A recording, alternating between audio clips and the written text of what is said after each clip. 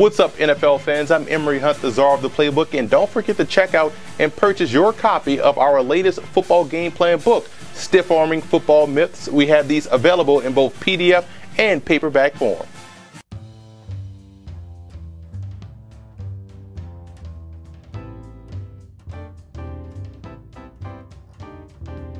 Welcome to FootballGamePlan.com, where football makes sense. I'm Emory Hunt, the czar of the playbook, bring you my 2015 NFL Draft Prospect Rankings video. We're taking a look at the cornerback position. We're going to look at my top 10, some small school prospects, as well as some sleepers that you want to keep an eye on. First, let's take a look at what goes into my prospect rankings. Number one, it's a trait-focused base instead of a level of competition base. I don't care where you play, traits translate. Now look at 3 games: your best game, player's worst game, and also the best matchup and or competition. And finally, these are not indicative of where I believe these players will actually go in April's draft.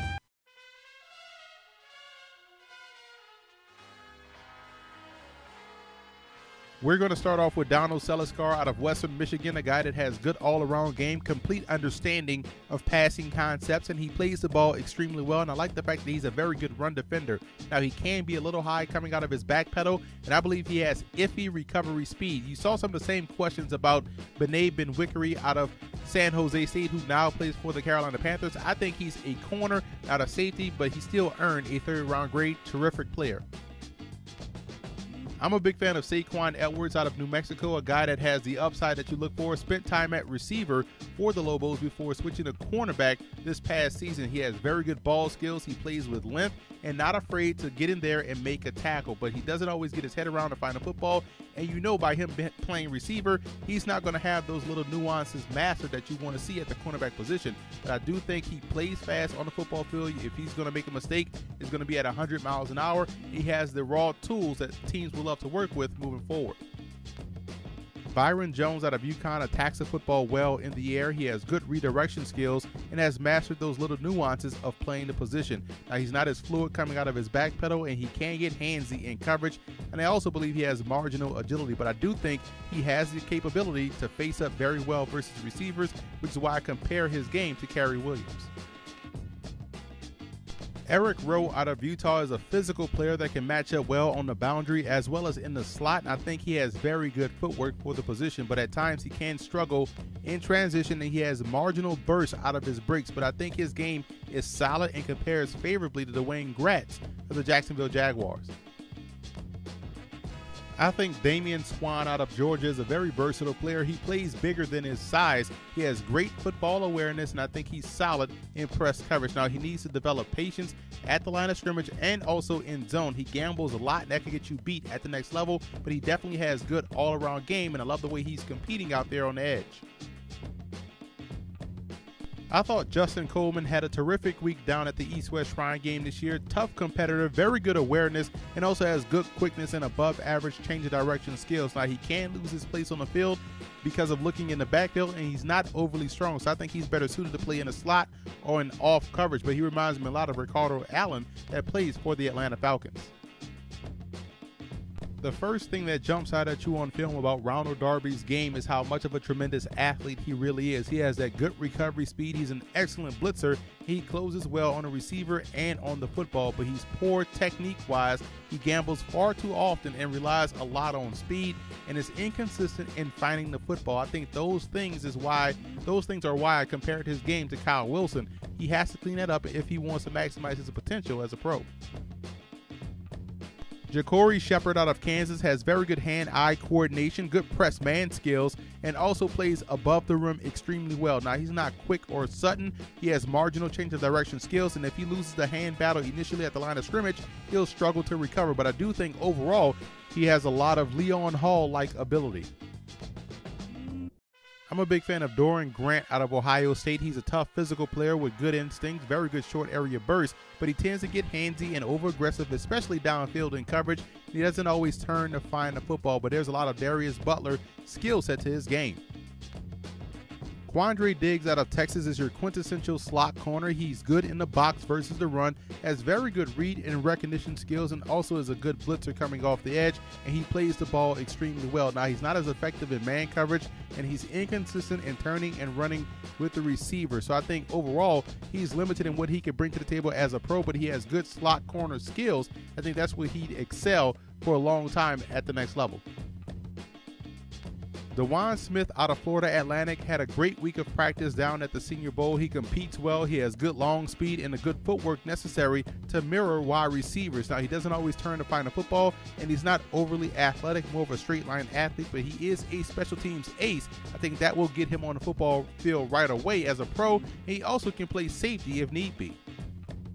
Jalen Collins out of LSU plays a lot like Jason McCourty of the Tennessee Titans. He has great closing speed, he's physical, and I think he also excels in run support, but he's inconsistent in finding the football when he's in man coverage and is slow to get his hips around. Those are things he's going to have to clean up moving forward.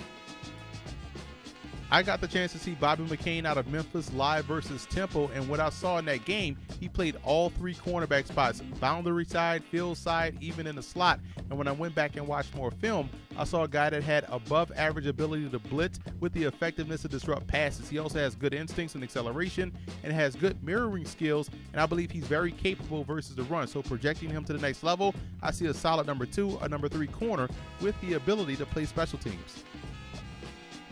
Steven Nelson out of Oregon State is a technically sound player. Now, he's a little stiff athletically and not overly sudden, but he does have good understanding of zone coverage, and he can face up and play the ball extremely well, which is why I compared his game to Bill Bentley of the Detroit Lions.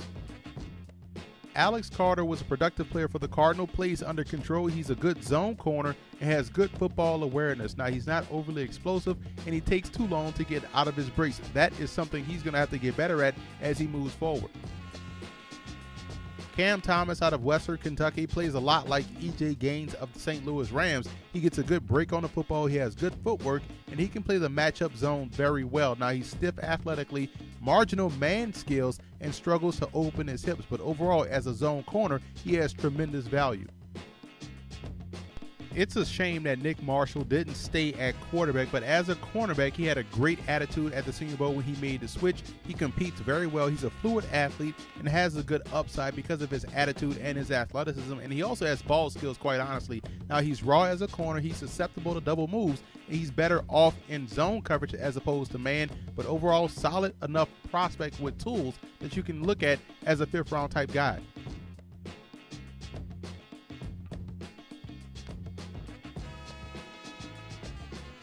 I got the chance to see Manuel Esprilla out of Boston College when they played Syracuse this year, and I came away highly impressed with his game. He's a guy that plays the run very well, has good technical skills for the position, and he can flip to either side of the field and does a good job showing quickness and burst to close on a wide receiver. Definitely a guy that I would take a flyer on later on in the draft as a sleeper. Bryce Callahan out of Rice had a very good week of practice at the East-West Shrine game. He's very fluid in turning and running with the receiver. He understands how to wall off and pin guys to the sideline, and he plays with length, but he struggles coming downhill out of his back pedal. But he does have enough skill set, enough talent to be a successful pro, especially in a man scheme. Nick Wasom out of Florida State reminds me a lot of Nevin Lawson coming out of Utah State last year. He has good acceleration, good closing speed to the football, and is able to recover quickly if he's beat initially. He plays a big game more so than his size. Now, he has to be a little bit more consistent at turning and playing the football once the ball is in the air. But I do see a lot of good skill set coming from this guy that had to take a back seat this year for Florida State. Willie Creer out of Eastern Michigan had a very good workout in front of all 32 NFL teams at the Super Regional Combine this past week in Arizona. He's a good zone corner with leaping ability. He's physical and also very good in run support. Now, his hips aren't as fluid as you'd like, and he can get turned around in coverage, but overall, I think he can start out as a special teamer and work his way into some sub packages.